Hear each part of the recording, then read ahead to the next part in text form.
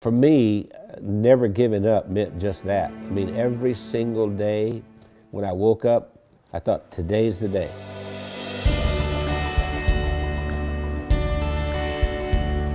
I was the second son in a sharecropper's family, and a sharecropper means that you don't own anything. I mean, you work for someone else who's the landowner. We had practically nothing. Everything was hand-me-downs from someone else. I didn't have shoes, and to this day my toes are all grown under because I didn't have shoes. I remember I had this encounter with my mother, and I said, you know, tell me you love me, and she didn't do it. And so I went down and I sat on this creek bank and I thought, you know what? I don't care if anybody loves me, I love me. I made a list of goals that I wanted to accomplish, and they were laughable because I didn't even have 2 nickels to rub together, but my first goal was I was going to be a millionaire by the time I was 35. Number 2, I was going to have food to eat because we were always hungry. I mean, my little brother and I used to make mud pies to stop the hunger pains, and I was going to travel all over the world.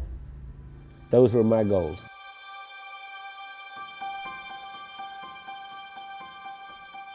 I've learned everything from working with Randy. I didn't know anything about business. I started out, before I met Randy, I was a teacher, a mathematics teacher. Well, I think we have a very good balance. Randy's really good in sales and telling the story and explaining why people need to have whatever it is that he's selling. And then he comes to me and says, Wendy, can we make it do this? And I have to get it done. We started working together, and we were together all the time doing things, and that we just, you know, couldn't be without each other. Yeah, once she got exposed to me, it was downhill from there. I mean, she could not last a day without me. That's probably true. That's what the COO does here. Does hair? She preps me. Spit on it, honey, like you used to do. I never spit. We retired a few times. Did he tell you that? We've tried retirement 3 times, but we never figured out exactly how to do it because we've worked all of our lives. We took a year and we traveled around the world. Then when the decision of the day became, where are we having breakfast? I thought, we're in trouble. If I were giving you advice and you were meeting Wendy for the first time, I would tell you, don't get your feelings hurt if she uses her phone while she's meeting with you. Hey, Kim. Hey, Chris. Okay. I'll see you in the morning. All right, bye. Bye-bye. I kind of feel like a triage nurse at a hospital. And every week I go in and I reprioritize. No, I'm not approving that.